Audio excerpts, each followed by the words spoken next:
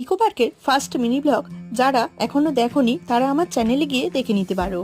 Water পার্কে enjoy করে তারপরে আমরা বাইরে বেরিয়ে এলাম। 2 বছর আগের নিকো পার্ক আর এখনকার নিকো পার্ক অনেকটাই তফাৎ, যদিও ভাড়া বাড়িয়েছে, কিন্তু সত্যি অনেক রাইডস অনেক কিছুই চেঞ্জ করেছে। আর তারপরে আমাদের খিদে পেয়ে গেছে, আমি এখন খেতে বসে গিয়েছি।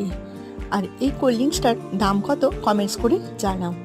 তো বড় ভিডিওতে সবই তোমাদের সাথে আমি শেয়ার করব, আমি কি করেছি না করেছি, নিকো পার্কের ফুল ট্যুর ব্লগ। আর এই জিনিসটা কে কে চড়তে পারবে আমাকে কমেন্ট করে জানাও তো। এখন বাজে 5:23 আর আমরা ব্রেকে এসে গেছি। আসলে আমাদের আর্ধেক সময় ওয়াটার পার্কেই কেটে গেছে। সত্যি বলতে এইসব রাইডসে আমার ভয় হয় না, কিন্তু আজকে এত মাথার যন্ত্রণা করছিল, সত্যি আমার শরীরটা খারাপই লাগছিল।